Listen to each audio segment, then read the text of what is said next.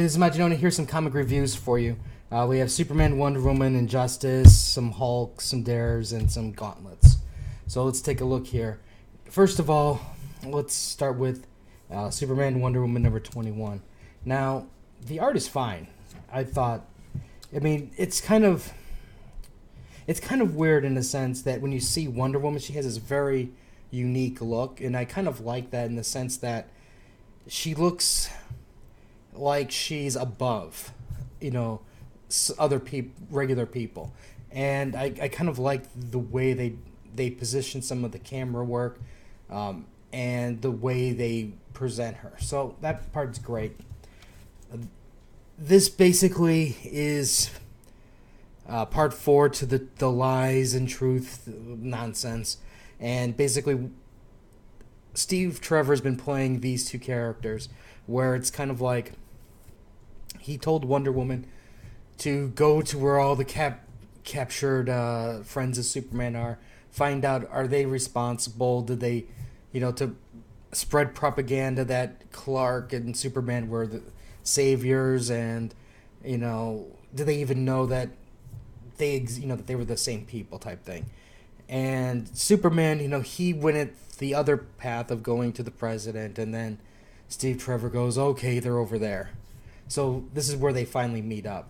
Now, this is just the means to get to the big part of the story where they're being attacked by these beings that are trying to, in a sense, eat energy superheroes, like, for example, Firestorm. And then in this location where they have the they're holding the Friends of Superman captive, there's a bunch of supervillains, and it's like a weird prison where, it's kind of like they're in test tubes, they can't do anything. Now, the story isn't too bad. It's just weird seeing Superman sport some tude. I don't know if it's a good thing, I don't know if it's a bad thing, just because, Superman, you always think of him as somebody who's above all of this. And, that he's the one guy who never gives up, he's the guy that you always look to set the example. And it's really odd seeing him in this state, which it's kind of refreshing, but at the same time, like I said, it's weird. The story, like I said, it's decent. It's not earth-shattering. Definitely probably forgettable, but it is what it is. It's pretty average. Injustice, Gods Among Us. This is a setup issue where they're basically tying up the Olympians and with the Batman. I mean the Batman, but fighting Superman and the Aquaman and all those people. And what it looks like is happening is they are all being played, and there's somebody else. And that's discovered because somebody has a mother box. So I'm really, that's where I really want to see where this is going to go. I think that's where it's going to... The story's been decent.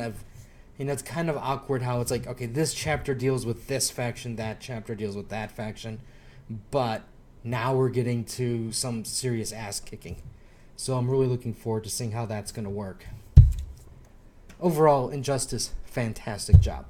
Every issue may not be the very best, but as a whole, great series. I wish more DC books were like that. Okay, Planet Hulk number 5. Now, this concludes the storyline where Steve Rogers is going after the Red King to save Bucky. Now, Bucky, we find out in last episode, that is dead. And Doom God knew that, and he just sent Rogers off anyways. Now, I was reading a review where they were saying, well, there was no real surprise and no really, blah, blah, blah. And I'm like going, okay, granted. I think in today's environment, we are so trained where issue 4, we learn the character is dead. In issue 5, at the end, we learn that he's really alive. That's the swerve. That's the twist, so to speak. And when you find out that, yeah, he really is dead, it's kind of like, well, where's the fun in that? You're supposed to swerve it. But that being said, that was part 1 to the swerve. Granted, you could easily say, you know what? I had a feeling Bucky was dead to begin with. you really wouldn't have any evidence to support that other than, of a gut feeling. But the swerve comes at the very end where we find the identity of the Hulk that's been leading Rogers and what Rogers does. That's where the real swerve is. And I thought that part was really good. I mean, again, you could guess that, I knew that's who he was. But at the same time, I don't know if there was enough evidence to really support that claim other than, well, I've been reading comics a long time and I kind of knew that there was something going on. That guy was just a little too funny. But overall, did I think this is a great series? This was all right. I think part of this worked better just with Rogers and Devil Dinosaur. I didn't need all the extra stuff. If this thing continued, I don't know if I would buy it. I'd really want to see what the direction is going to go for the next part. But I don't know. There's good, but I don't think there's enough good to make it a guaranteed, wow, that was a great series. Okay, Daredevil Man Without Fear. The autobiography of Matthew Murdock. Now, basically what's been going on, for those of you who don't know, Wilson Fisk captured all of his friends, and there's a big fight, and then, the whole thing was if Matt comes back alive, then all of his friends are going to get killed type thing. But Matt has the swerve, and I'm not spoiling anything because, you pretty much figure it out right from the beginning. Actually, if you read the last issue, you knew. But if you just pick this one up, you know from the beginning. Anyways, basically, this is the time to settle all scores between Matt Murdock and Fisk. Now, this should have been the pinnacle of the story, where it's, the payoff, you walk away like, holy shit, that was fantastic. But for me, while the fight scene was decent, it was bloody, it was brutal. Part of me wanted a little bit more. But, at the same time, you had to fill in a lot of extra stuff to get to the fight.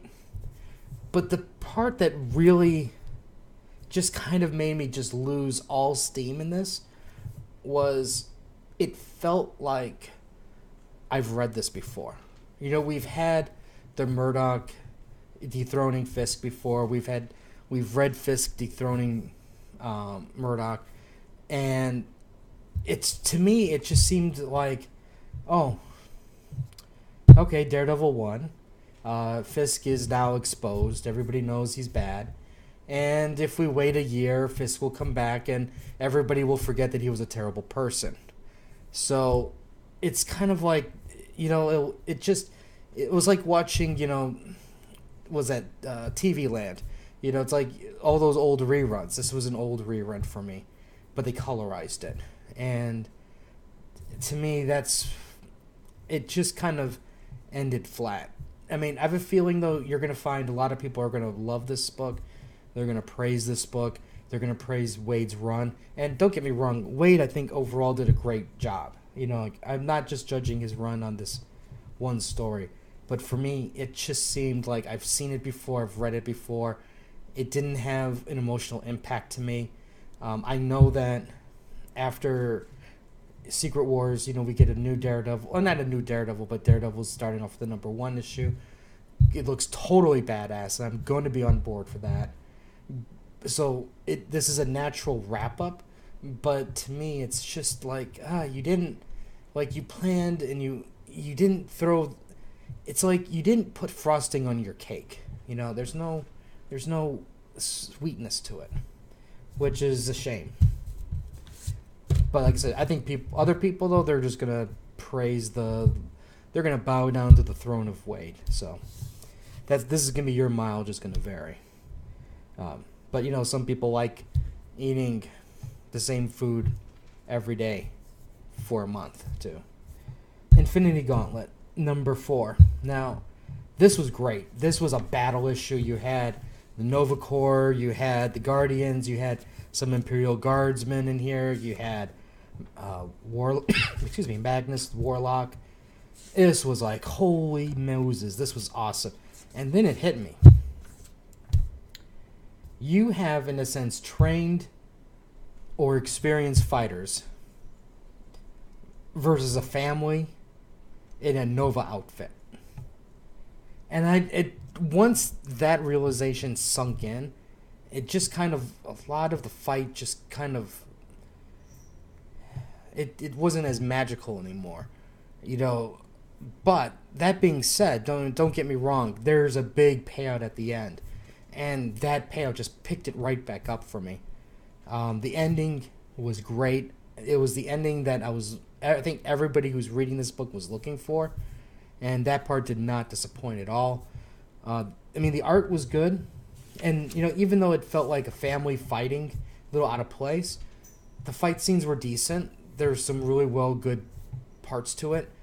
Overall, I think that this was, you know, they're doing a good job with this series, and I'm really looking forward to seeing the final issue. Anyways, that is some comic reviews for you. We'll have some more stuff later. Like, share, let me know what you picked up. What did you guys like, what you didn't like, and we'll have some more stuff later. So until next time.